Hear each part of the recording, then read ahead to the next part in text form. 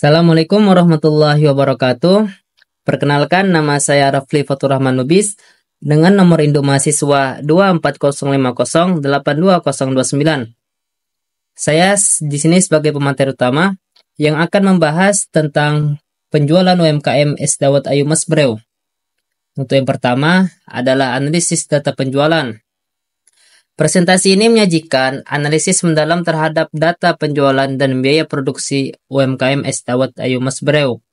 Kami akan menguraikan profil usaha, rincian biaya harian, perhitungan omset dan laba rugi, serta menerapkan metode perhitungan biaya variabel costing dan full costing. Tujuan kami adalah memberikan pemahaman yang komprehensif tentang kondisi keuangan UMKM ini dan menawarkan rekomendasi strategis untuk keberlanjutan bisnis. Selanjutnya yang kedua, isi laporan data UMKM Es Dawet Ayu Mas Breu. Untuk nama UMKM-nya Es Dawet Ayu Mas Breu. Yang kedua, bahan baku utamanya adalah tepung beras, tepung tapioka, santan kelapa, gula merah, garam, dan gula. Yang ketiga, bahan penolong adalah pewarna alami pandan dan es batu. Dan yang terakhir, peralatannya adalah gerobak, gelas, plastik, sedotan, baskom untuk santan, baskom untuk dawet, kursi, dan centong. Yang ketiga, rincian biaya produksi harian. Yang pertama, biaya bahan baku yang terdiri dari tepung beras seharga 50.000, tepung tapioka 30.000, santan kelapa 60.000, gula merah 70.000, garam dan gula 20.000. Dan total biaya bahan bakunya adalah 330.000. Yang kedua, biaya tenaga kerja langsung. Diperhitungkan berdasarkan 10 jam kerja dengan tarif 20.000 per jam. Total biaya tenaga kerja langsung adalah 200.000. Dan yang ketiga, biaya overhead pabrik atau BOP. Diperhitungkan berdasarkan 10 jam kerja dengan tarif 10.000 per jam. Total biaya overhead pabrik 100.000. Selanjutnya yang keempat adalah perhitungan biaya produksi harian. Total biaya produksi hariannya sebesar 630.000 dari 330.000 bahan baku ditambah 200.000 tenaga kerja ditambah 100.000 BOP. Yang kelima, perhitungan biaya produksi per gelas. Jumlah gelas terjual hariannya adalah 100 gelas. Biaya produksi per gelasnya 6.300. Jadi total untuk satu harinya adalah 630.000.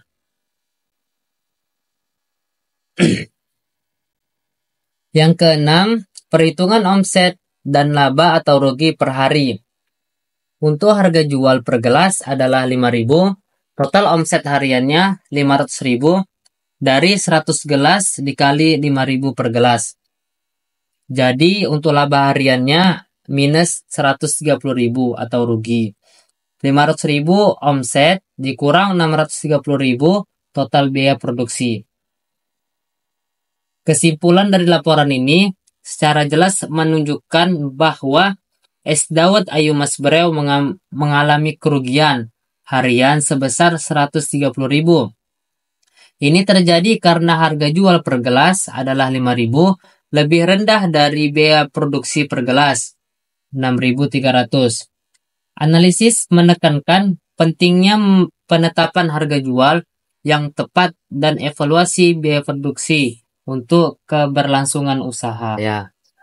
Selanjutnya akan dibahas oleh teman saya. Perkenalkan, nama saya Stephen Excel Milano Utapea dengan NIM 2405082066. Di sini saya akan membawakan materi tentang metode perhitungan biaya. 1. Metode variabel costing atau biaya variabel. Metode variabel costing hanya memasukkan biaya produksi variabel atau bahan baku langsung, tenaga kerja langsung, dan biaya overhead pabrik variabel ke dalam harga pokok produksi. Biaya overhead pabrik tetap atau BOP tetap diperlukan sebagai biaya periode dan langsung dibebankan pada laporan laba rugi. Dalam kasus Es Dawet Ayu Mas Breu, 1. Biaya variabel per unit atau per gelas tepung beras 500, tepung tapioka 300, santan kelapa 600, gula merah 700, garam dan gula 200.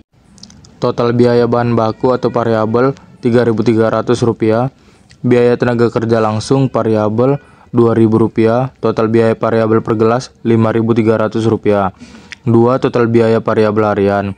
Total biaya bahan baku Rp330.000, biaya tenaga kerja langsung Rp200.000, total biaya variabel harian Rp530.000. Berikut laporan laba rugi dengan variabel costing atau format kontribusi margin. 2. Metode full costing atau biaya penuh. Metode full costing menganggap semua biaya produksi, baik variabel maupun tetap, sebagai bagian dari harga pokok produksi. Ini berarti biaya overhead pabrik tetap juga dibebankan ke produk. A. Komponen biaya produksi per gelas atau full costing. 1. Biaya bahan baku atau variabel.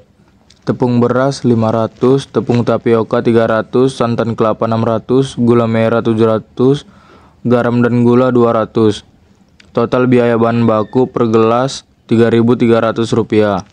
2. Biaya tenaga kerja langsung atau variabel Rp2.000 per gelas. 3. Biaya overhead pabrik atau BOP tetap, total BOP harian Rp100.000, BOP per gelas 1000 atau 100.000 per 100 gelas. B. Perhitungan total biaya produksi per gelas atau full costing. Biaya bahan baku Rp3.300, biaya tenaga kerja langsung Rp2.000, biaya overhead pabrik Rp1.000, total biaya produksi per gelas atau full costing Rp6.300. C. Laporan laba rugi dengan full costing. Berikut penjelasan tentang materinya. Kesimpulan dan rekomendasi, baik menggunakan metode variable costing maupun full costing. Hasil analisis menunjukkan bahwa UMKM Es Dawet Ayu Mas Brew mengalami kerugian harian sebesar Rp130.000. Ini mengindikasikan bahwa struktur harga jual saat ini tidak memadai untuk menutupi total biaya produksi. Poin penting: 1. Biaya produksi tinggi.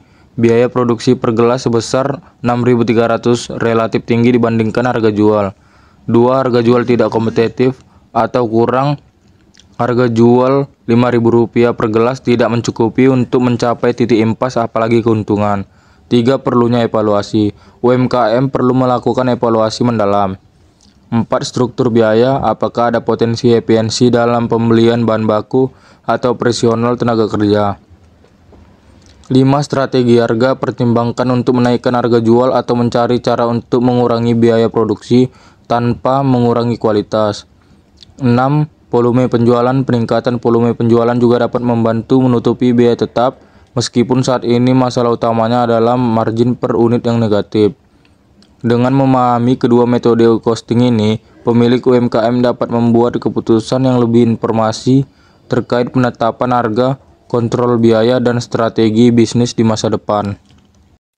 Perkenalkan, nama saya Chandra Sat Christian Yabawa dengan nomor NIM 24050082072.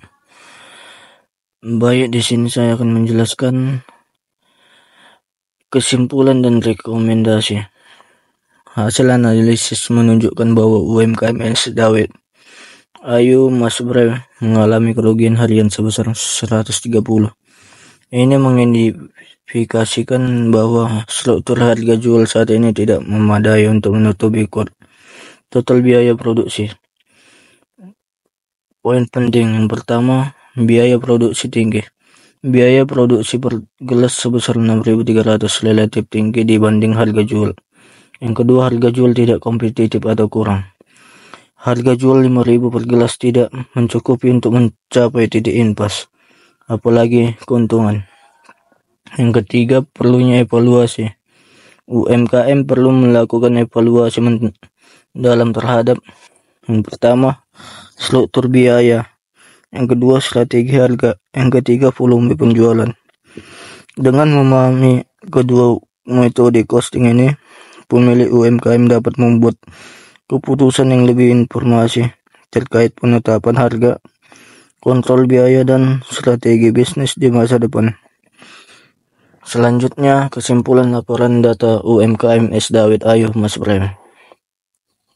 Laporan data UMKM S. Dawet Ayu Masbre mengindikasikan adanya masalah fundamental dalam struktur biaya dan penetapan harga jual.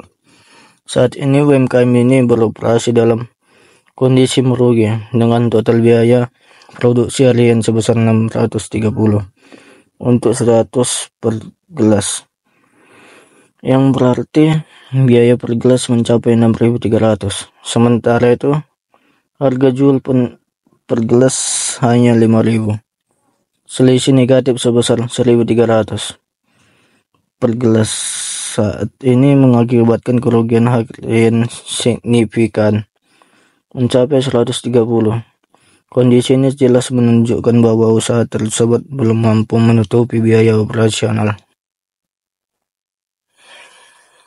Selanjutnya kritik. Yang pertama, strategi penetapan harga yang tidak tepat. Ini adalah kritik paling mendasar. Harga jual yang ditetap 5.000 tidak mempertimbangkan biaya produksi yang sebenarnya 6.300.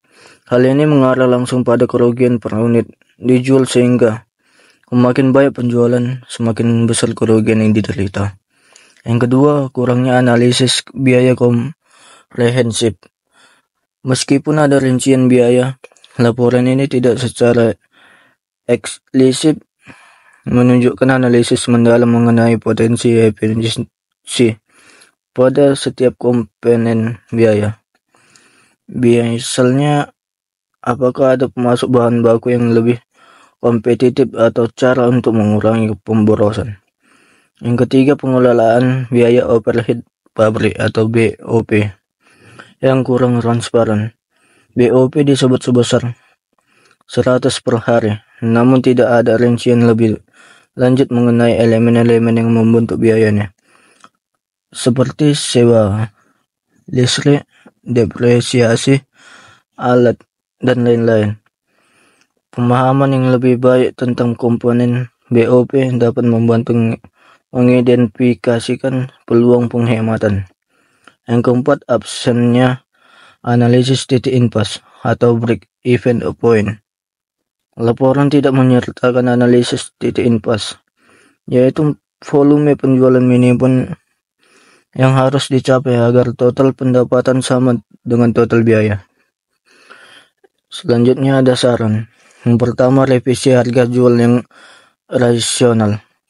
Langkah paling krusial adalah menaikkan harga jual per gelas. Harga harus ditetapkan di atas 6.300 untuk menutupi biaya produksi, ditambah margin keuntungan yang wajar. Misalnya menaikkan harga menjadi 7.000 sampai 8.000 per gelas. Kenaikan ini harus dipertimbangkan dengan cermat agar tetap kompetitif di pasar. Yang kedua, optimasi dan efisiensi biaya. Yang pertama, bahan baku. Lakukan survei pasar untuk mencari pemasok bahan baku dengan harga lebih rendah tanpa mengorbankan kualitas. Yang kedua, tenaga kerja. Evaluasi efisiensi kerja. Yang ketiga, biaya overhead pabrik atau BOP. Lakukan audit terhadap semua komponen BOP. Identifikasi biaya yang tidak esensial atau yang dikenal bisa dikurangi, misalnya negosiasi sewa, efisiensi penggunaan energi, atau pemanfaatan alat yang lebih efisien. Yang ketiga, lakukan analisis titik impasse atau break even point. Hitung titik impasse dalam unit dan rupiah. Ini akan memberi gambaran jelas tentang berapa banyak gelas dawet yang harus terjual. Yang keempat, peningkatan nilai produk atau layanan. Jika kenaikan harga secara signifikan sulit dilakukan karena sensitivitas pasar, pertimbangkan untuk meningkatkan nilai produk. Misalnya menawarkan pilihan topping premium, ukuran gelas yang lebih besar, atau kemasan yang lebih menarik dengan sedikit kenaikan harga. Yang kelima, strategi pemasaran dan penjualan. Selain penyesuaian harga dan biaya, tingkatkan upaya pemasaran untuk menarik lebih banyak pelanggan dan meningkatkan volume penjualan. Gunakan media sosial atau promosi lokal. Yang keenam, pencatatan keuangan yang lebih detail atau periodik. Terapkan sistem pencatatan keuangan yang lebih rinci dan teratur. Misalnya mingguan atau bulanan, untuk memantau kinerja usaha